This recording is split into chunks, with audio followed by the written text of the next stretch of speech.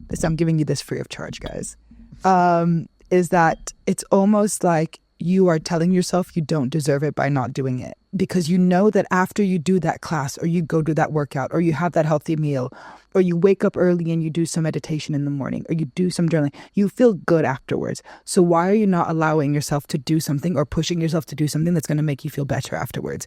It's almost a form of punishment.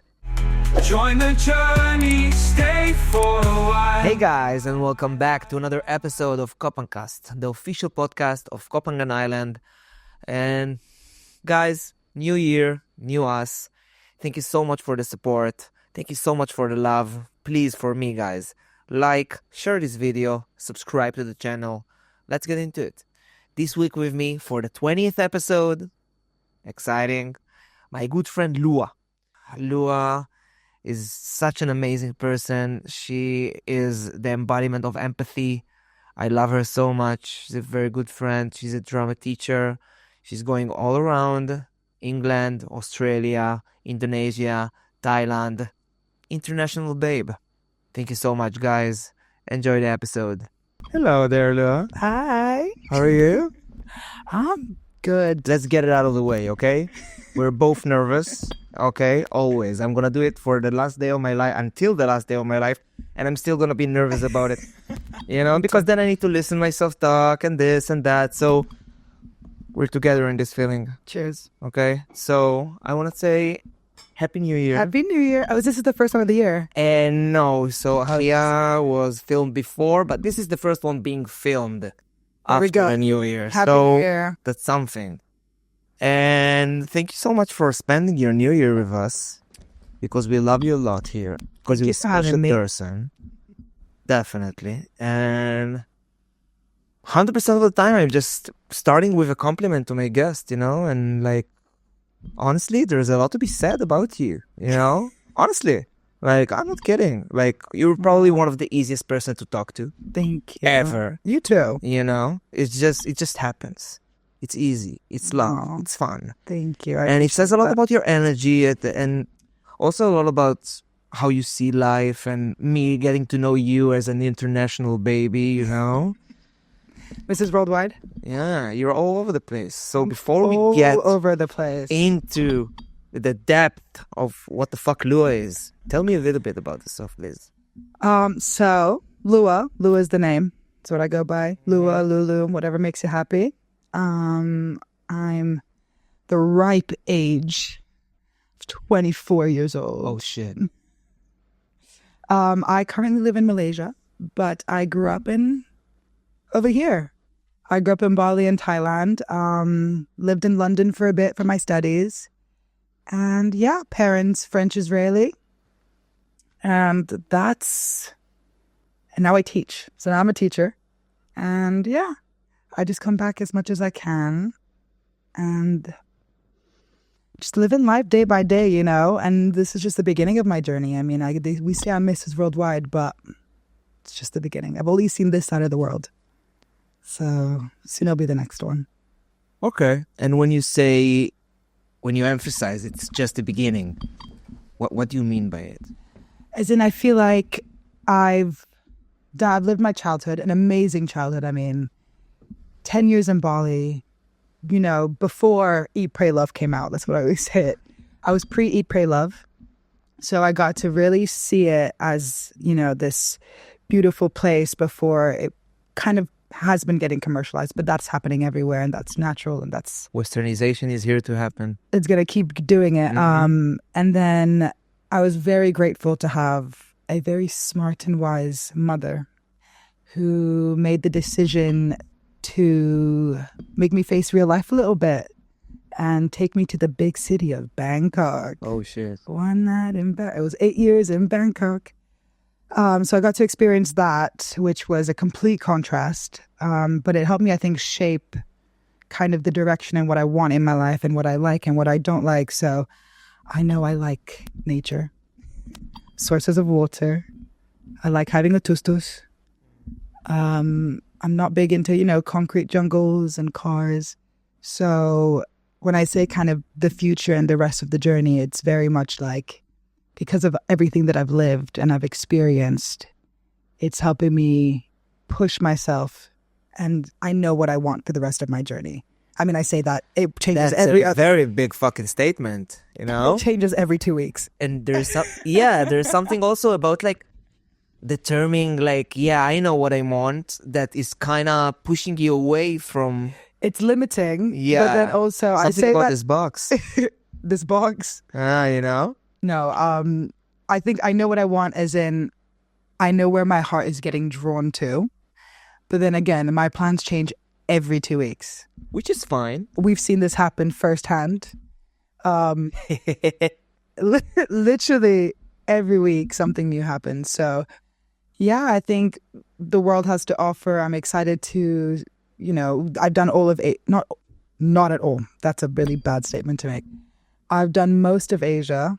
Not even, that's a lie. I've done a lot of Asia for a very long time, my whole life. So I think I deserve to see something fresh, something new, something that's going to shake me up a little bit. And I think that is, looking at South America and looking at Africa and all these places that I can't even begin. I don't know where to start even thinking about going there. So do you think that the place that you go to has a lot of influence on the way you're going to feel while being there? Like what has more impact in your eyes?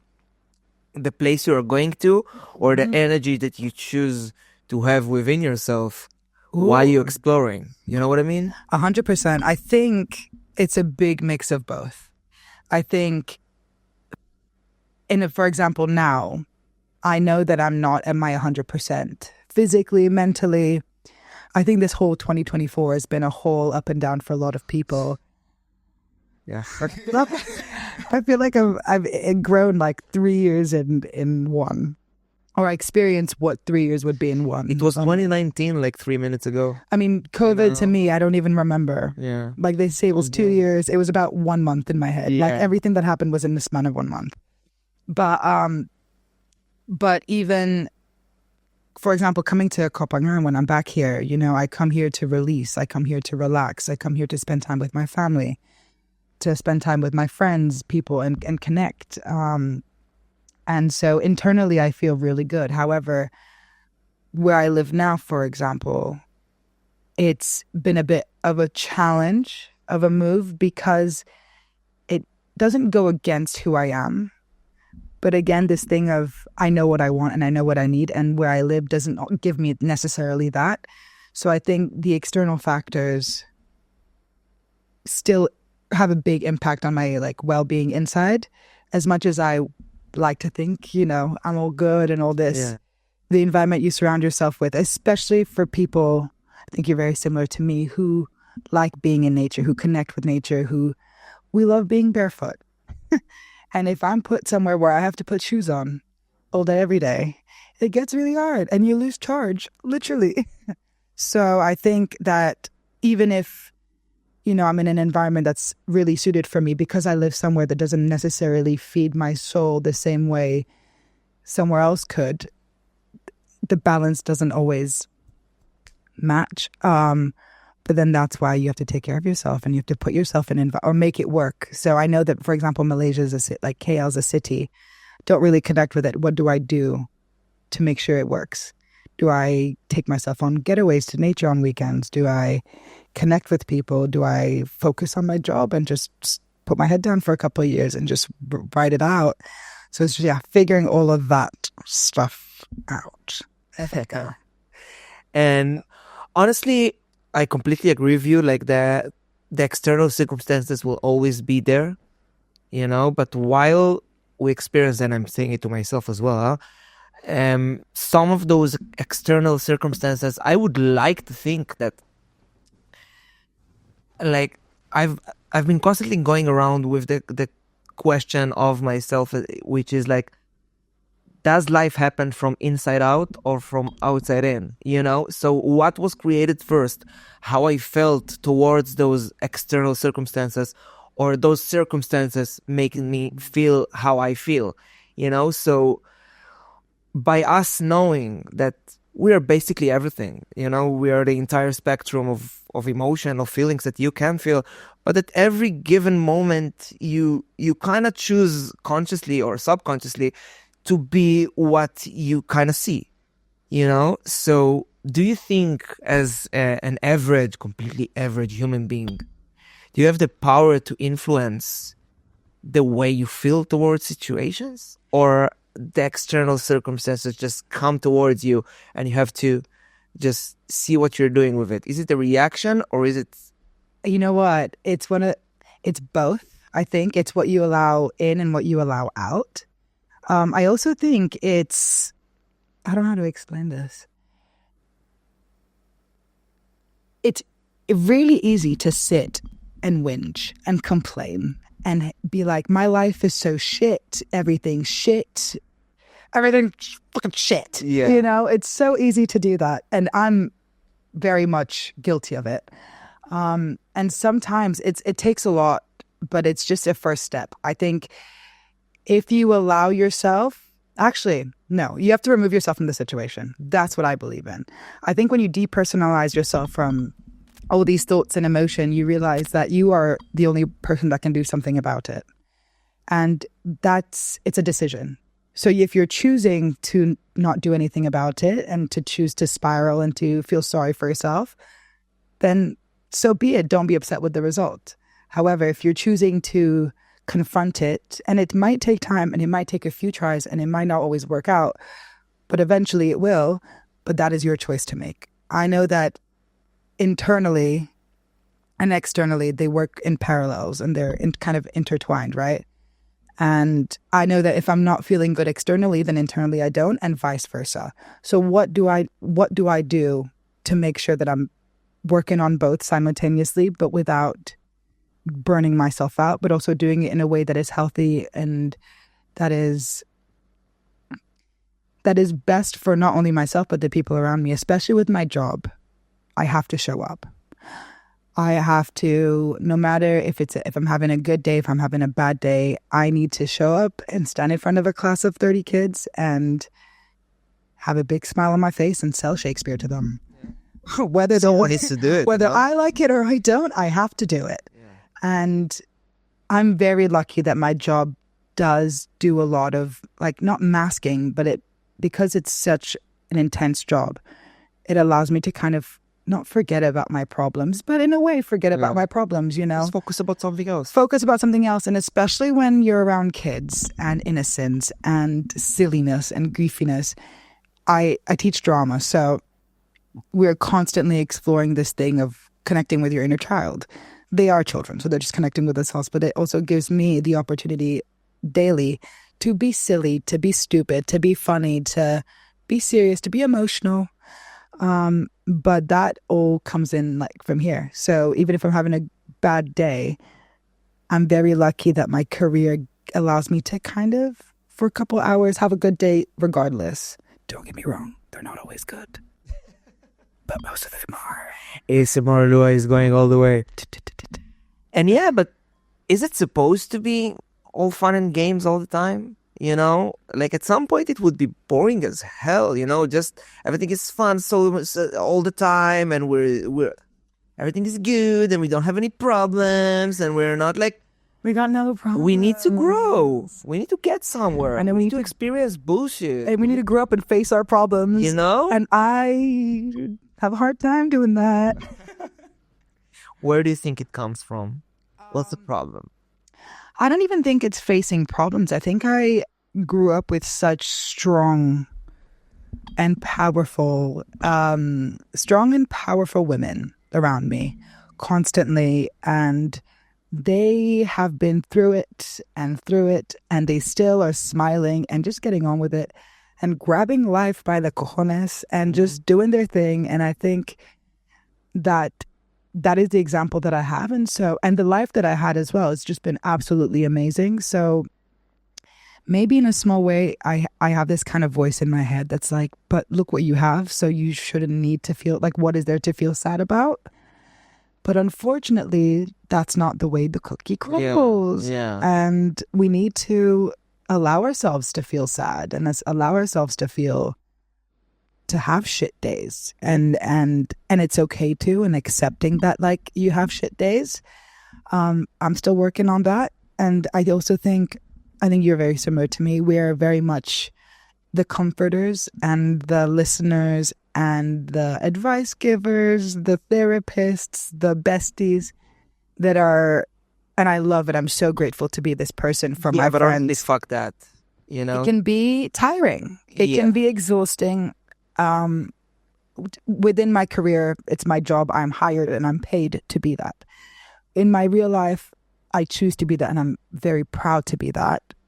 But it creates this pressure, I think, and I don't think it's on no one's fault, but subconsciously we create this pressure on ourselves to always be that happy person. And the moment that we're not maybe 100%, that's when people are like, but what's wrong? You seem upset. But it's like, no, I'm just not as happy. Doesn't mean I'm upset, but I just like, in comparison to maybe someone that has more bad days than we do, you know, what their norm is like a really, you know, it's like extreme to us, and we're like, oh, we're super sad, but it's actually we just sometimes need a break. And at what point does being the caretaker, the listener, because I know about myself, like not only I'm having more bad days that people think, a lot of days are bad days, you know, and what matters for me is for me to recognize if I'm having a bad day or not, you know, because at some point the war isn't you against other people and you trying to show that the days are good. It's you trying to show yourself that the days are good because others think that you need to be this But at what point we're just hurting ourselves? At what point we're just like trying to not bother anyone else with our problems because we are the ones that is constantly listening to them, but they are getting used to be listened by us. And suddenly we're, you know, like this emotional mess. Yes. And then you're stuck in your room and you sit there and you're like,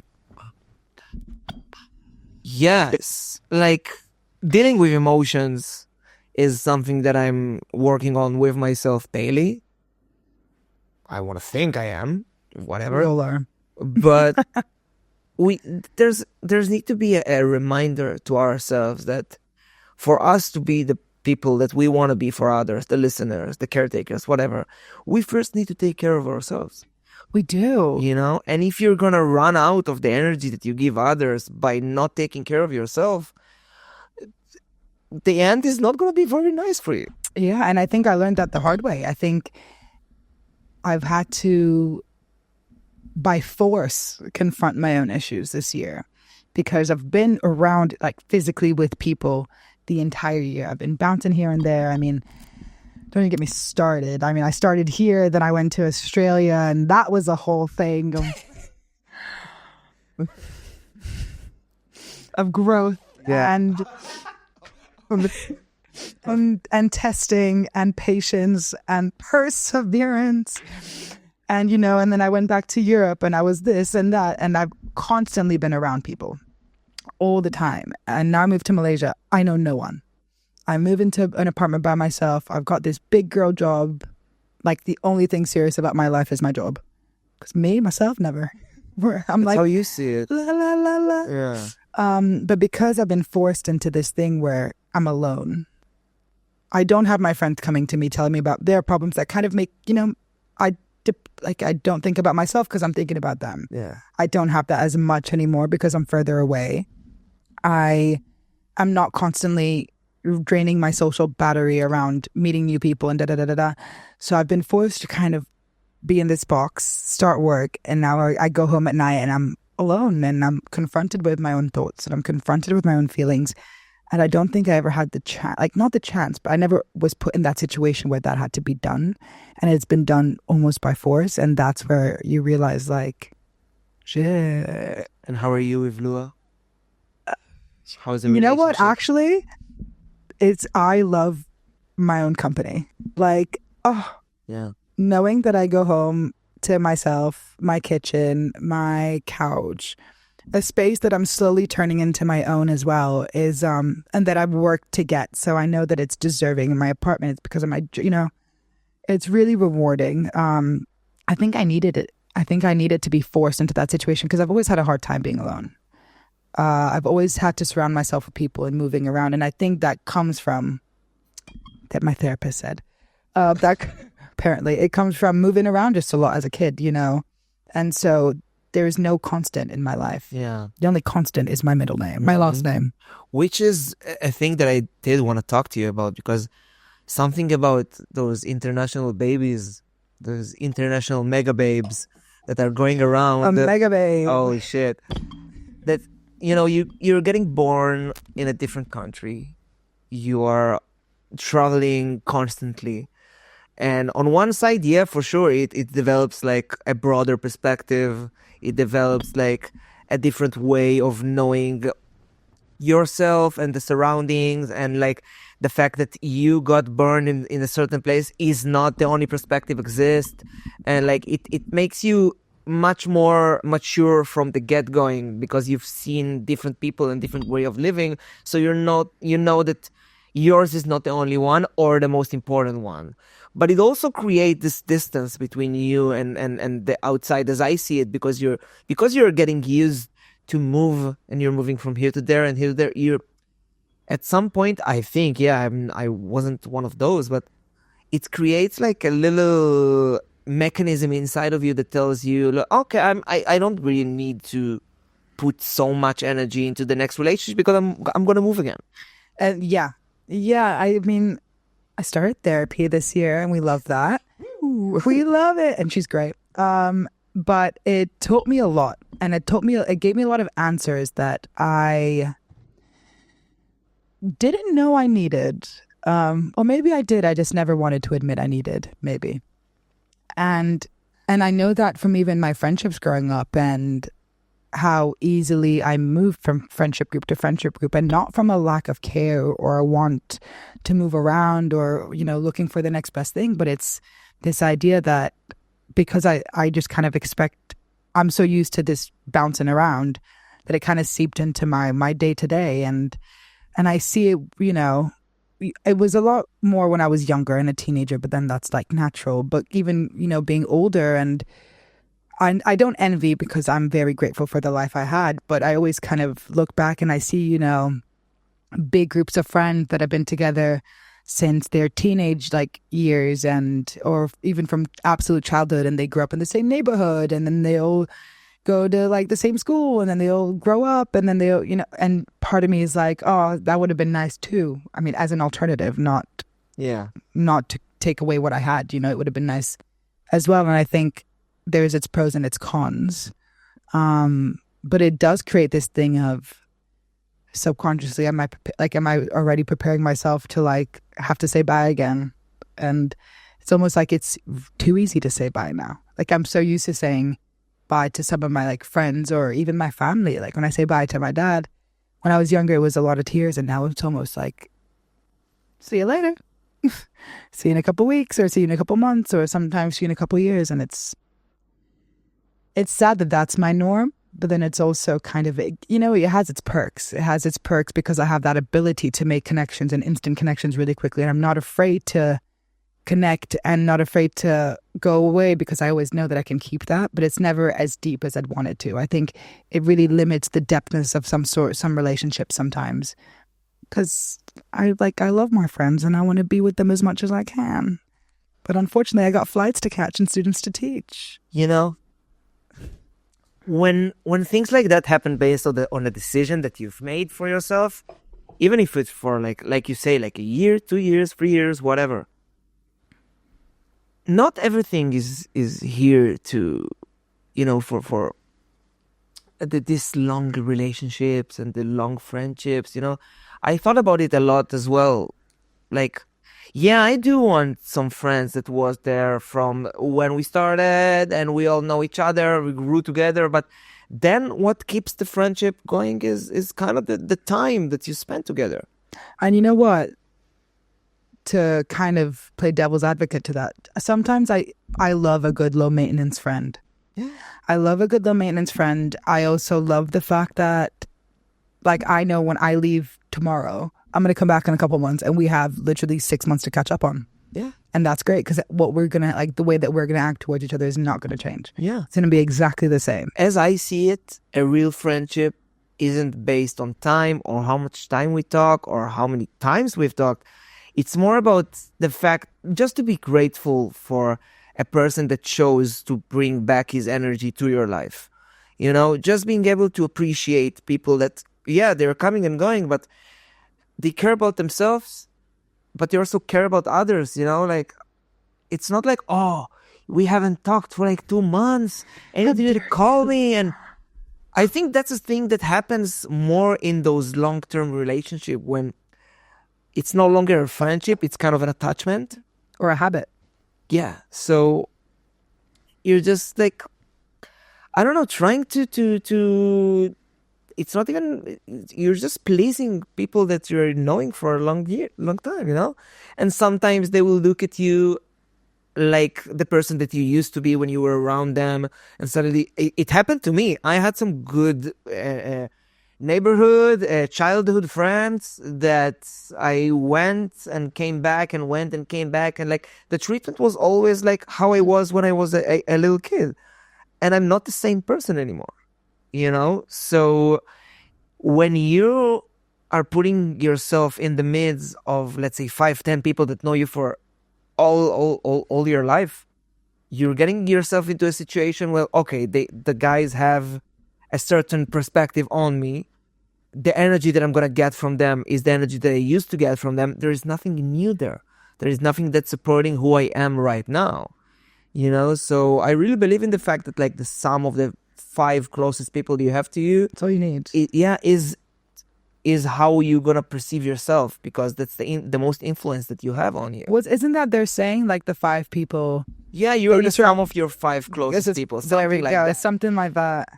And I'm It's trying. so true. Yeah, because when you put yourself around people that do things for themselves and like think big and want to get somewhere, and you will naturally do it as well. Yeah.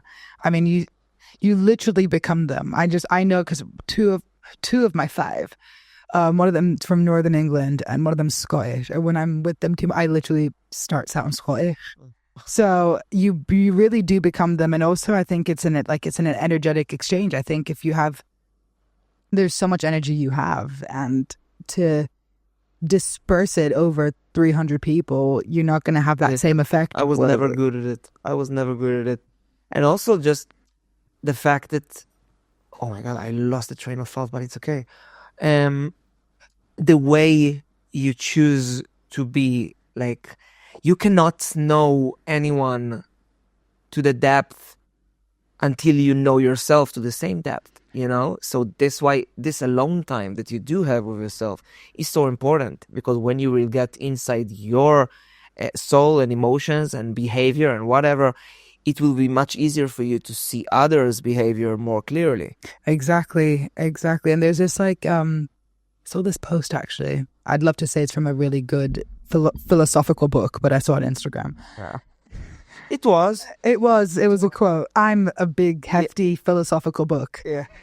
You know, and it's a picture of a heart, and on the inside it says, I have enough love within myself for it to pour out into someone else. And I think that's kind of the best way of looking at it, is that you should have so much love within yourself that's when you can give it to others. It's when it pours out to other people.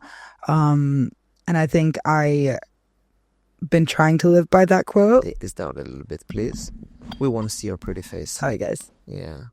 And I've been trying to live by that quote a little bit, and to remind myself, but also to remind myself that like every day is just a working curve, and then the learning curve, and we're just humans trying to figure it out, because everything's changing constantly around us. So how are we expecting to always be caught up when there's a lot to catch up on?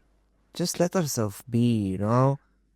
This constant thought that, oh, I need to do better, and I need to be better, and I need to get to a better place, and I need to secure something for myself. It's all bullshit. It's all an illusion, you know? Because it all is. The piano can fall on our heads tomorrow from the sky, and what do you do? You know? And what now?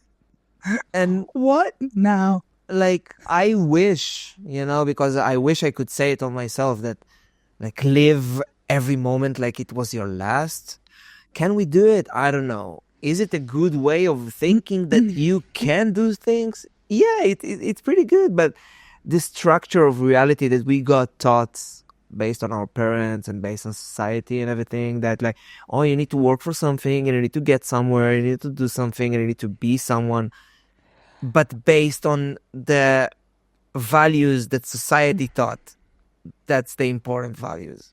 I'm so lucky. I mean, my parents met here. So back in like the 90s, they were in Hadrin, living their best lives. So I think thankfully they have this concept of the world that is a lot more open and is a lot more heart driven, rather than money driven and financially driven. It's very much, what do you want? What is going to make you happy in life? So I know that I could have turned to my parents and said, I want to do this. They would have been like, as long as it makes you happy, like, go for it. So I'm very lucky with that, but it's so easy. And I think I saw it moving to London. When I was in London for 4 years, this thing of this rat race, and you're like on a hamster wheel. And once you're in it, you're like, boom, boom, boom. And you don't even realize, and you're in this race for what? Like, what are you trying to win? Yeah, so let's get deeper into this, because as a person that used to, live in Indonesia and then Thailand and Asia and whatever, you're getting to England. Raw. Okay, there's no palm trees. Ain't no fucking palm tree. Nobody's walking barefoot unless they have to, it is what it is. I mean, I've seen my fair share of barefoot. London, You know what? We've got some barefoot people. Well, but London, the great big city of London, the world's biggest, smallest city. Yeah. I mean, it was great. I think, thank you, London, for bringing me the most amazing people, my best friends, my education, growth, financial burden. Yeah. No, it's a great city. I think it's a great city for someone who doesn't mind being in the rain, who doesn't mind the cold. I think I've really had issues with the weather. I think a lot of seasonal depression, getting worse like year by year. And I was there during COVID. So I think that kind of spoiled and like stained my experience a little bit, because try studying theater at university during COVID. They made us do TikToks. Oh, shit. They made me make TikToks. You know how horrible that is? It was really uncomfortable and it was really hard. And I think navigating through that, navigating in a city where culturally it's really different. People are so different in their mindset, in their way of life, in their views on finance, in the way that they are towards each other. In love, they're different. The way that they show love is very different, or they show care. In food, very different. Like, I missed good Thai food. Mm-hmm. You go to a Thai food place in like Europe, that is not Thai food. Pad Thai is not that saucy. Yeah.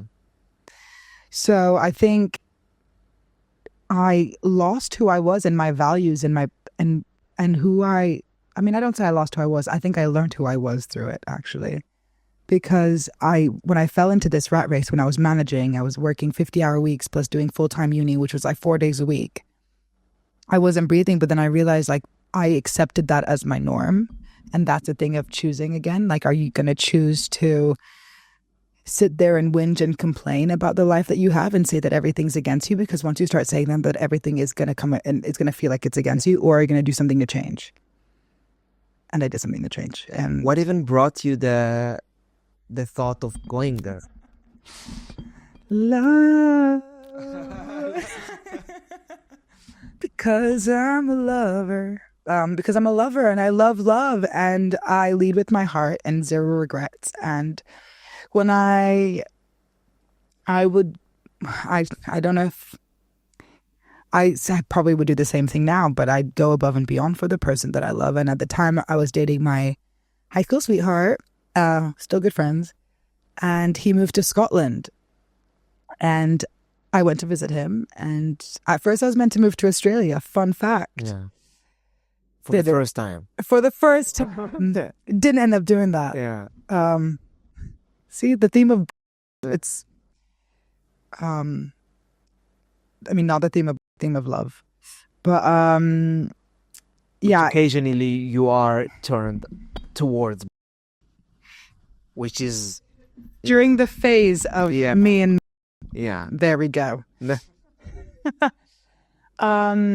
Yeah, my high school sweetheart was there, and I went to visit him, and I was like, I can't be too far from him. So I applied to uni in Edinburgh, and I applied to London because I was like, I don't want to live in Edinburgh. I don't want to live in Scotland. And I ended up getting the uni there, so I moved there. But within like 2 years, I knew it wasn't for me. I really knew it wasn't for me. But you make your bed, you lay in it. You suck it up. You got to do what you got to do. And you went through your whole uni. 2 unis. 2 unis. I'm an educated woman. Yes, you are. Yes, you are. And like, I don't know, because lately I've been thinking about myself in relationships, because I want to consider myself like a loving. Yeah, honestly, like, because let's talk about this. Listen, I think I'm fucked up. I don't know what the fuck is going on. I probably need some psychological work if I want to be super honest. I need someone to tell me I'm okay. I don't know what's going on, But does anyone? Again? Does anyone know what's going on? If I wouldn't know what's going on, then probably, I don't know. I think I'm just, either I'm super scared of getting hurt, or I'm just so in this PC kind of way of thinking, like the politically correct way of thinking. I don't want to hurt anyone. I don't want to force myself on anyone. So last couple of years, I just found myself backing off from all of this, just because I don't want to be too not. I see what's going on in the world right now, and maybe it developed like kind of a trauma on me that I just don't want to invade anyone's space. I think you know what I mean. One in Pangan. Right, this island, this place, everything feels extreme. Whether it's you go into, you meet someone and you have this experience with them, everything feels really heightened. And I don't know if that's just me, but every time I've had some sort of relationship here, and I think it's because it's this paradise island. You live here, so it's your day to day. But I know for me, like when I'm here, it's like this it's not real life. So I think that's an aspect, but also because you live here and people come and go a lot, that could also be a thing of like fear of like, if I open up myself to someone, then maybe there's just someone passing through and they're going to leave and they're not going to always be here. But I think, God, I'm such a lover. Like I love, and any opportunity I get, I will give in. Like not any opportunity, obviously, as long as I'm in a place where I can and I have the space to and the person is right. But I will always kind of do everything with an open heart and open mind. And it's taken me a while and I'm still working on it, but I'm not responsible for anyone's reactions. The only thing I'm responsible is for, let's try that one again. The only thing I'm responsible for is the way I respond and the way I react and the way that I express. Well, how that person takes it, that's on them. But not allowing yourself to experience because of the fear of that will potentially think about the other things in your life, right? With your friends. When you say something that that's maybe like, oh, risque. Oh, whether it's something, like a dark humor joke or something like that. When you say it with your friends, you're comfortable enough because you know that they know, like they're responsible for their reactions. So why shouldn't romantic people? Because I got born with this huge social anxiety that I cannot be with more than like, let's say 5 or 6 people in the room, because then I'm getting fucking scared because I think everybody is saying something about me or everybody is thinking something about me. I am a social creature, but you're an introverted extrovert. Yeah, I don't know, when I know you, I will be as extroverted as possible. But if I don't know you, I will keep myself too fucking, like, I got into, there's a new, I'm going to plug someone for free now, but it is what it is. There's this place, Buddies, in Sritanu here. And I got inside there. Everyone's talking about And babies. there were like 250 Israeli people just sitting there. And I'm getting inside and I'm like, I got this social anxiety. I told my friends, like, listen, I cannot be here. I'm going out. I swear to God, my heart raced. What could have happened? What could have happened? I would have walked inside. I would have had some fun. I would talk to some people and then I would leave. Why is my mind telling me, listen, bro, you gotta get the fuck out of here? Because what is this anxiety that I'm experiencing? Because I mean, you know what? First of all, 200 people in Buddies. That seems intense. I'm not brave. if there were two, Well, a lot of people in a small space is very just overwhelming and overstimulating in general. You're talking to an ADHD queen. So overstimulation is my personality trait. My entire personality. But yeah, I think also I just feel like this year, everything's just been really intense. Whether it's like emotion, mental health, decisions, impulses, like everything's been super, super intense. Yeah. And I mean, I've not been to Buddies. Everyone keeps talking about Buddies.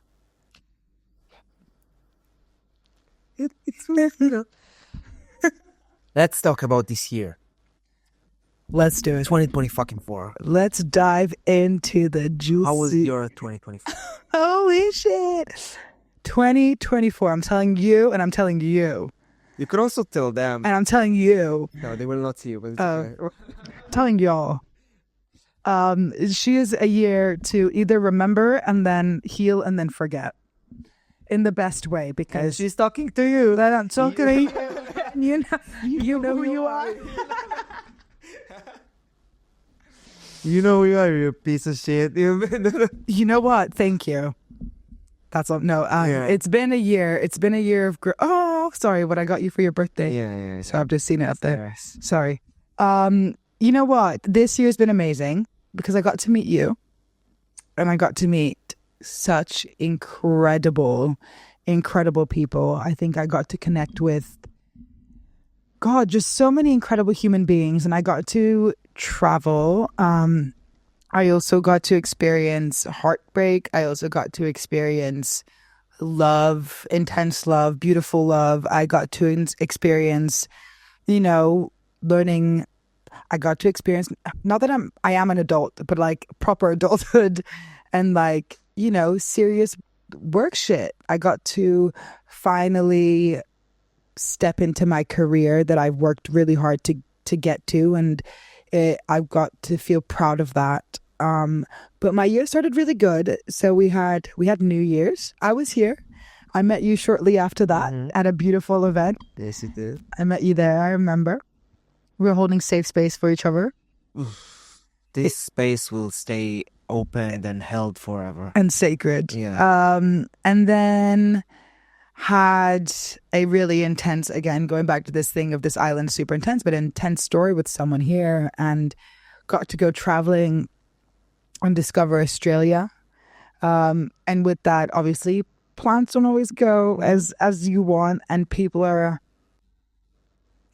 change, but I guess you get to know someone differently when you're in their space. And I learned to put myself first a lot this year, and I removed myself from a situation that made me realize that I know how I want to be treated and I know how I deserve to be treated, and that ain't it. So bye. That was it. Some people are gonna enjoy this one. Is that perfect? And what do you wish yourself for the next year? I wish for stability. I wish to put myself first when it comes to my mental health, my fitness, my well-being. And I also wish to grow within my career. I think that I'm not financially driven, but I love learning, and I want to make sure that I'm being the best that I can for the kids that I teach and for my colleagues that I'm around. I wish to to spend time with people that I love as much as I can, I think, and to take advantage of my sexy, sexy holidays and to discover new places. I think that's a big goal. And to just see the world from a different view a little bit, especially during holidays. I think this summer is going to be probably the most fulfilling summer for me. I'm going to go traveling. I'm going to go to really beautiful festivals, and I think this is the summer where my heart's going to... You allow it to have... Exactly. But this year is very much, I'm working on locking in for myself. That's my goal. Locking in and focus, at least for the first half. And then the second half, we'll see when we get there. Because it's too far. It's too far. You know, and something about telling yourself what's going to happen. On one side, we'll probably make it happen, yeah? But on the other side, we'll create tension and expectations and attachment. Exactly. But yeah, I'm very much locking in this year. I just want to feel good with my own body, with my own self, and to get this like 12-year-old Lua out my head a little bit.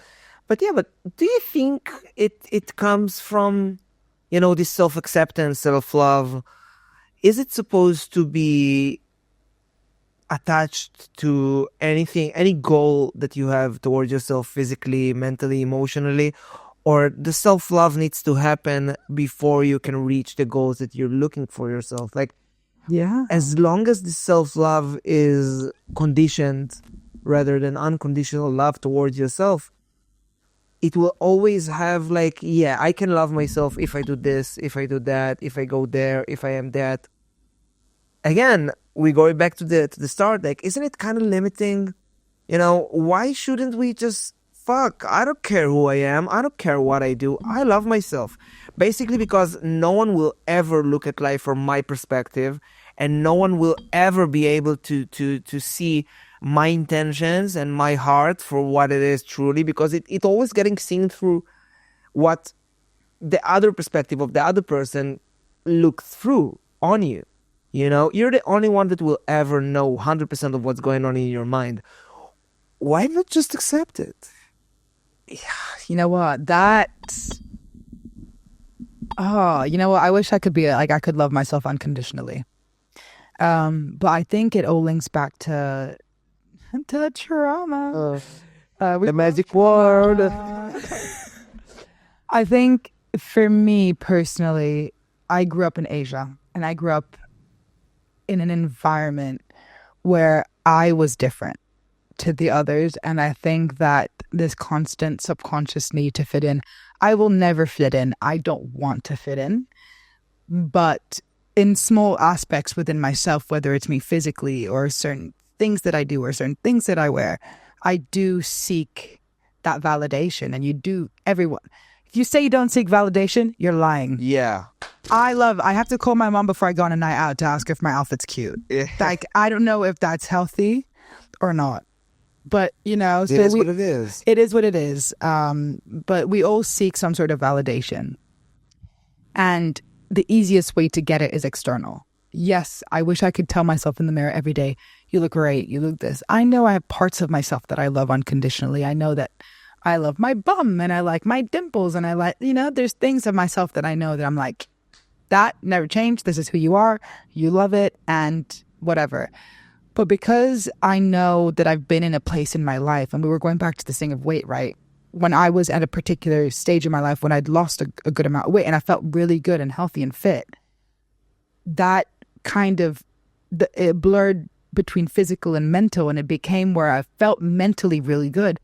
So when I'm not feeling mentally really good, it reflects physically, and then it's kind of like this spiral. Yeah. So it's finding a balance of like, okay, well, I want to love myself unconditionally, whether I'm looking like this or I'm feeling like this. But I do know that there are certain things that I can change to create that love. If that made any sense. It did, but it did make sense in the way that, like, because this, we are seeking validation outside, but when we do seek this validation also from inside, based on the things that we remember that made us feel good at the past. You know, we talked before we started, yeah, I lost a lot of weight also but it created, honestly, nothing other than like me basing my whole self-love towards my weight. And the moment the entire weight came back on, because the first time I lost weight was strictly because of drugs, so when it came back, I was devastated.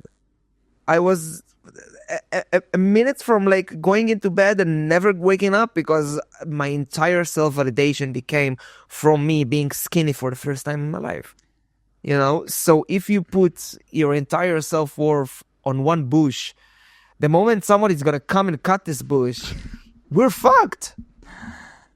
That's so true. Yeah, I mean, it's so true. I think what's crazy is I'm so connected to my inner child, whether it's this positive inner child or the scared little insecure inner child. And when it comes to my weight, for getting into the nitty-gritty, do we have a wine left? My God, I drank my whole glass. God damn it, I'm such an alcoholic. You're such an alcoholic. Drinking so slow. Come on. Oh, sorry, that's my bad. You need to keep up. Yeah. Linking back to this inner child thing, and when I was a kid, I grew up in Asia, and physically and biologically, just people in Asia are a lot more petite and more small, and I have a more curvaceous physique, more curvaceous. And I think that I grew up in an environment where what we would consider maybe more normal, quote marks, in Europe or back home, all these different places in the world, it was considered big. It was considered, like, I imagine as a 13-year-old girl, you walk into a shop in Bangkok and they look at you before you even say a word and they tell you they don't have your size. Like, how damaging is that? Like, they looked at me like, girl, we don't have your size. And I said, but what about if it's for a friend? Like, they are ruthless. Yeah. And that didn't only happen outside of school, but that happened within school. And it's really damaging for someone who's really young and who's really open and free.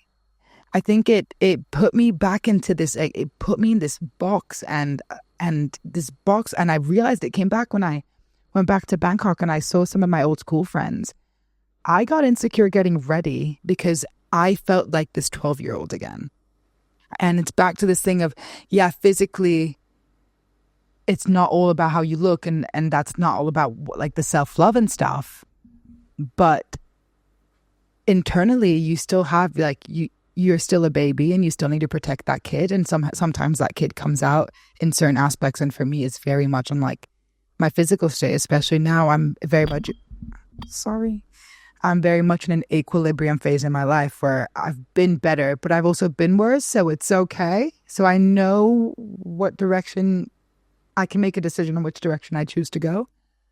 But yeah, it's unconditional love is really easy to give, but it's really hard to give yourself. Yeah. It's really easy to give to the people that you love. Like, I know my closest to me are very much unconditional love, no matter what.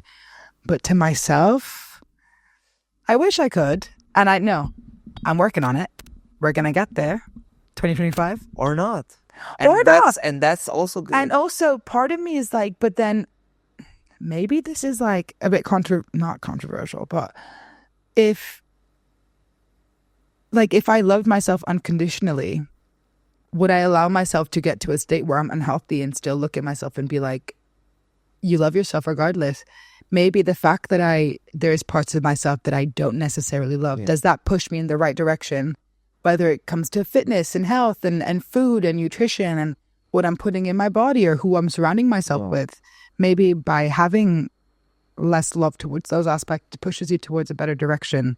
So maybe I am agreeing with this, but the problem here is the term unconditional love, because unconditional love does not supposed to be this, I can do whatever I want, I love myself, it doesn't matter. That's not unconditional love. That's oppression.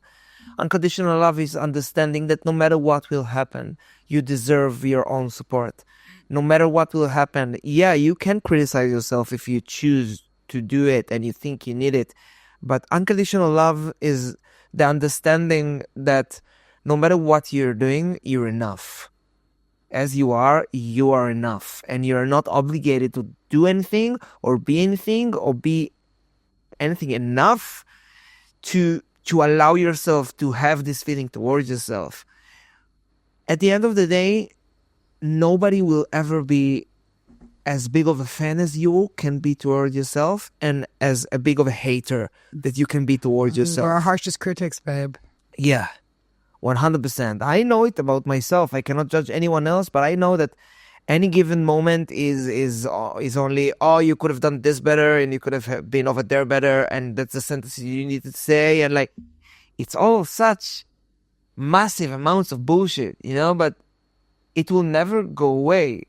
This voice that tells me I'm not enough and it's not it and I should give up and this and that.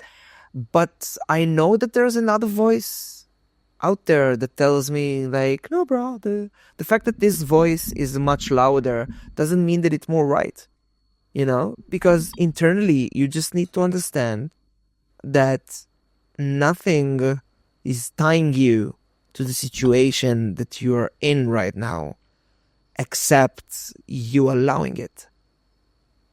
And I also think unconditional love is putting yourself in situations to take care of yourself, and loving yourself is putting things in place to make sure that you're the best person you can be. And I learned that through therapy, ding ding dings. But it's this thing of, and I can use a really easy example for myself. I'm normally a pretty fit person when it comes to like, I went through a phase of practicing yoga almost 6 times a week. I have a really good routine. Food wise, I'm really good.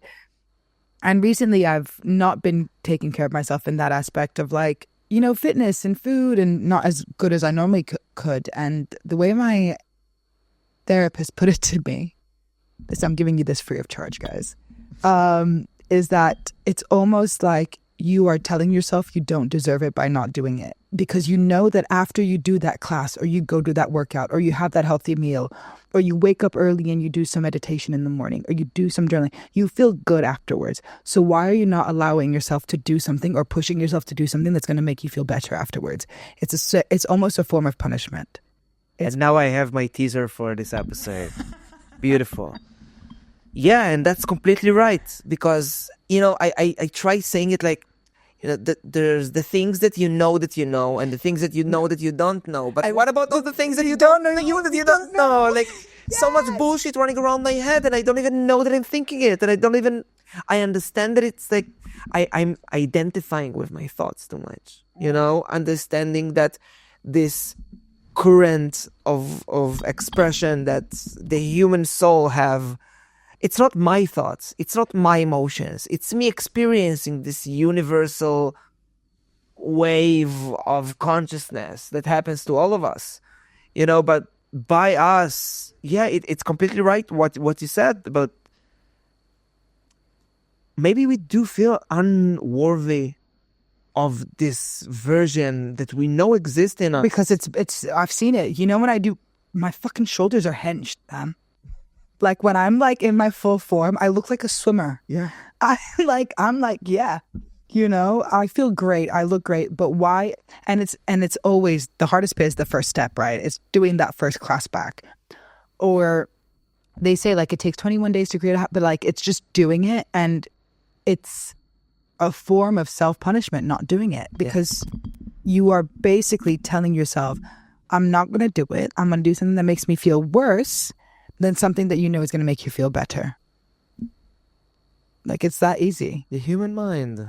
We're monkeys. And the fact that we think that we are, we're going to get to Mars. And we're so smart. And I think it's super egoistic, I think we are just another step in the way for this species to actually get somewhere. But we lack empathy. We lack, we have too much of it. Honestly, yeah. Like, just understanding the fact that, like, nothing is as serious as we take it. honestly, we're a speck of dust in space, man. Like, and what? And what? Yeah. And Life is not that serious. Yeah. Like, life is what you make of it. and the demon that I have in my mind is never as worse as I imagine it. It's honestly, it's not that bad.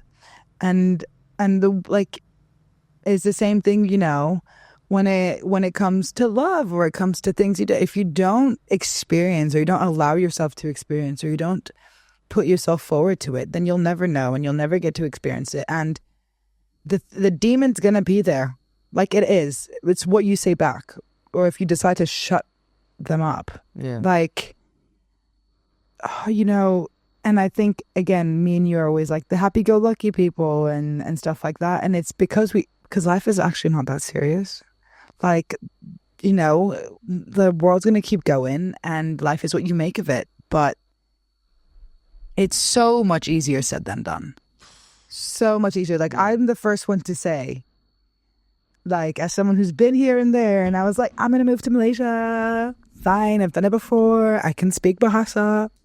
I got there and I was like, what the fuck? Like, what the fuck have I gotten myself into? Yeah. You know, and that's when your biggest demons show up and everyone's like, it's all, no. But at the end of the day, you just have to remind yourself that, one, you're still fine. Your close ones are still here. You're still going to wake up tomorrow and the mic is still going to be here. This is going to still be there. Allegedly, who knows? Who knows? Maybe I'll nick it at night. Maybe I'll start my own podcast. Well, I'm not locking my house, so if anyone wants... Do we lock anything here? No. I don't lock... Actually, I'm not going to say this. Never mind. So, it's...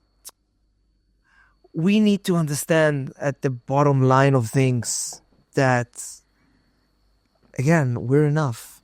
And things are going to be good. And they're going to be great or even... And like, just the understanding that sometimes we make decisions that we know that the current version of us is not yet able to fix, but we put ourselves into those situations because something about us knows that the future version of us will be able to handle it. And I've got two things to say. One, But only two. nothing more. After that, silent. Yeah. No, I think, one, this thing about self-love and the way I kind of remind myself every now and again that I'm kind of cool. Not Just a little bit. just a smidge. Yeah. Is I think about my 12-year-old self and I look at and I go, what if I thought I'm cool? Because I know that, like, as a 12-year-old girl, teenage girl, there's so many people that I used to look up to and think, damn, like, she's a badass. You know, she's a baddie with a fatty. And I was like, great. And I'm like, do I look at myself now? And I'm like, 12-year-old Lua, what if she looked at her or seen me or talked to me and been like, I want to be like her when she grows up, or she's really cool. Sometimes I'm like, yeah. Like, I know that, like, my 12-year-old self would be really happy with who I am. Like, so happy with who I am. And that means I forgot what the second thing was. Don't remember. Fuck that, Lua. I love you a lot, and you have such a special heart and special energy to you. And of course, because I know your parents and I know that they are also very cool people, so thank you for this. No, I'm joking. They're cooler versions of me. Yeah. And I want to thank you so much. Oh, I remember the second. please. Should I? Yeah. Also thinking about, like, we don't have the capacity to understand what we're experiencing. Sometimes we experience things, or we think that they're put in your life, or you go somewhere, or you meet someone for a particular reason, but sometimes it takes things going wrong or going really well or not going to plan for you to realize that the purpose of it was something completely different. Like, I can say with my chest, like, I thought I went to Australia to experience, you know, this big love thing, and at the end, looking back, it was very much nothing to do with that. It was to do with getting to Australia, physically going there, getting that opportunity to go there, meeting new people, opening myself up to so many, reconnecting with my god sister who was there, and traveling and seeing, oh, this is a place that I could see myself in maybe in the future. And it's kind of what perspective you're going to take on the lessons that you're facing in life. When things go wrong, are you looking at it as it went wrong, or what are you gaining from it and trying to find a lesson within it? Maybe that's not so direct. That's what I wanted to say. Thank you. You heard it here first, guys. KohPhanCast, thank you so much. Thank you. Join the journey, stay for a while.